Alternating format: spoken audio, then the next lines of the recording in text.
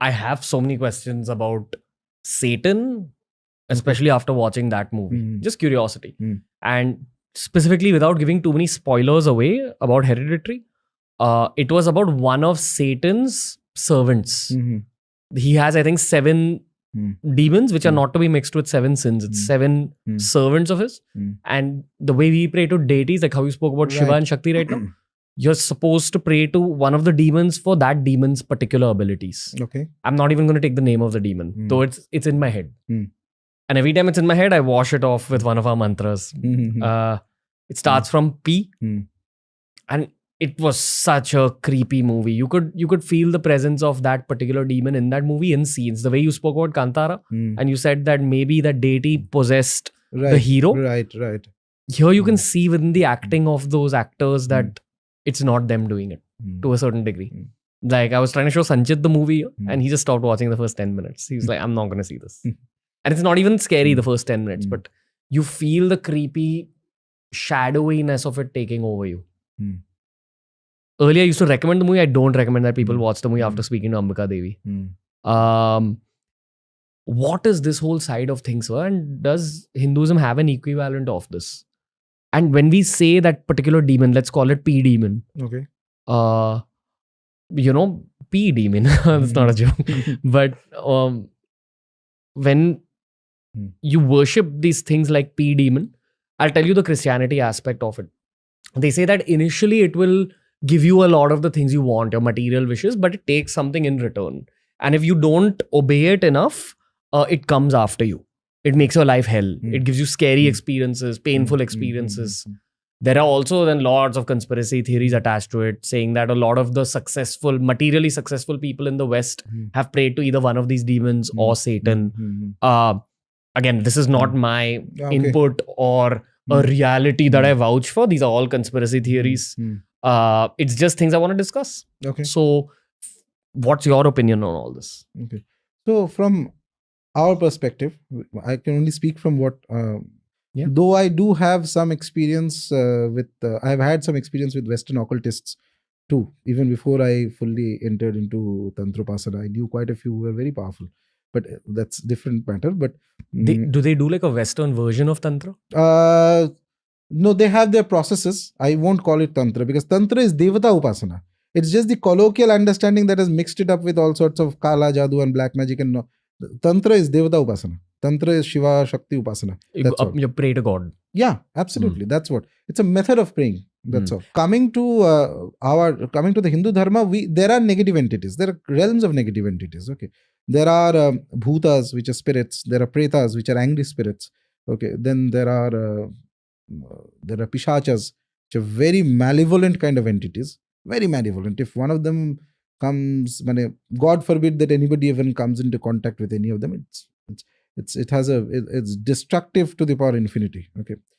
Then there are Rakshasas, which are like Ravana was a Rakshas, okay, who Lord Rama had defeated. Then beyond the Rakshasas, there are also the Asuras. Asuras are extremely powerful negative entities, highly intelligent. It's said that Asuras are, in fact, Sri Aurobindo has some beautiful writings on these negative realms also. He has written tremendously on all aspects. So Asuras are those kind of entities who do tremendous amount of tapasya, by the way. Their capacity for spiritual practice is far more than an average human beings.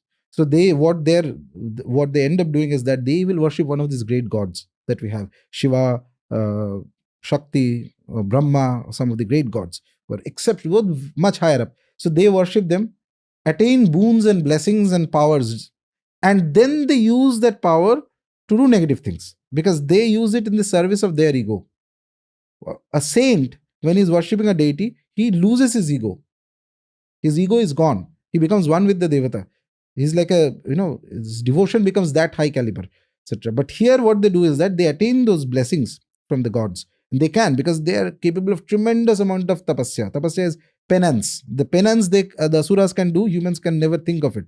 And then after getting that, one of the typical things they do is that they try to cause havoc everywhere.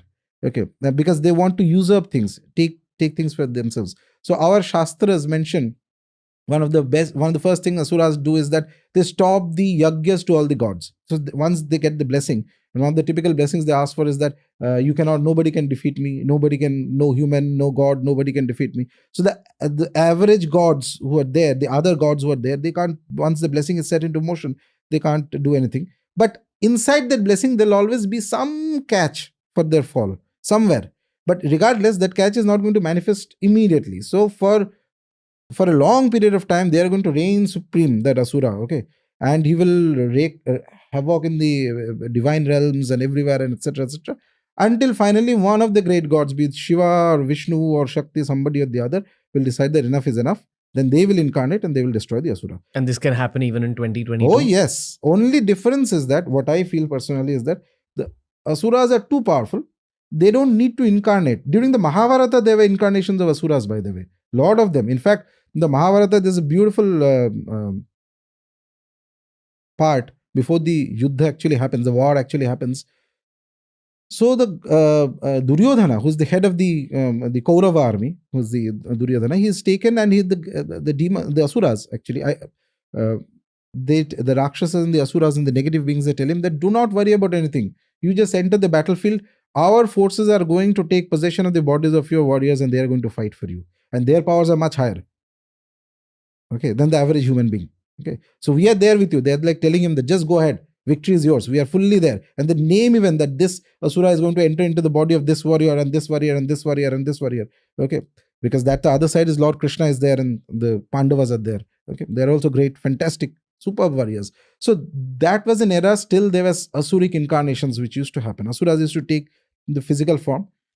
The men of that caliber were entirely different than what we have right now, spiritually, intellectually, in physical prowess, everything. Okay, exceptional caliber people. So the Asuras had to incarnate to fight them. Today Asuras don't incarnate so easily because the human the intellectual, spiritual, moral and physical stamina and strength of human beings is far lower. Okay, because of the general environmental corruption and various other things. But are there some human beings who've attained such a high level of spirituality that Asuras have already gone inside them? And Asuras influence people all the time. Are there powerful and famous and rich people in the world today who are being influenced by Asuras? Today I cannot say, but there's a very strong general belief, and I also believe that. In fact, Sri Aurobindo had written that Hitler was possessed by an Asura. He used to get, in fact, he wrote a lot of things about it, and I'm just relaying what Sri Aurobindo had written about it. There's a lot of talk about how serial killers, and there's so many Netflix documentaries made about serial killers. Yes. Many of them have said that I was being influenced by another being. That thing was telling me to kill all these people. And the moment they're jailed, they kind of have a reformation. So reformation and all, I don't know, but I'll give you a simple case. A few years ago, it had come out in the newspapers. I was in Delhi at that time. Burari. The Burari case. Exactly. So what happens in that case? So this gentleman, whoever that family is, one of their ancestors start visiting them and telling them various things, what to do, what not to do. They start following that advices, and why did that ancestor start telling them in the first place? Listen to it first. Yes.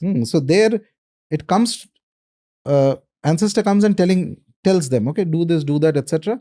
And they start making a lot of progress in their business, material progress for 2 years. 2 years it goes on. Fantastic progress they're making it. Obviously what happens, average human beings, you get greedy and you have start believing in it. Then one day that entity who came in the form of their ancestor, okay, because these beings are very good at shape shifting. They can even pretend to be a deity, by the way. They're very good at this. Okay. So they can, he comes in and then says that, okay, I'm going to change your full destiny. All you have to do is just put your, neck, tie a thread, rope around your neck and jump. But you will not die. You'll have a rebirth.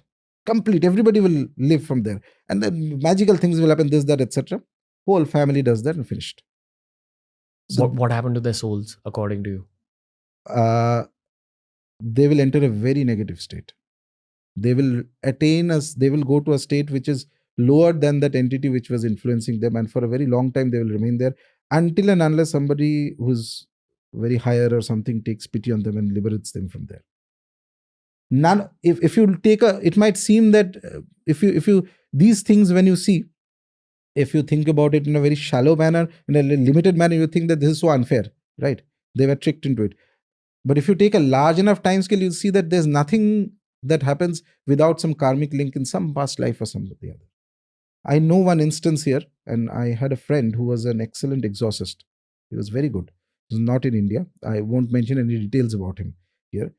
So he used to tell me, and because we had similar interests, and he was one of the very genuine people. So that's why my interest was there, because I normally, if there's not genuine, I lose interest and I move on.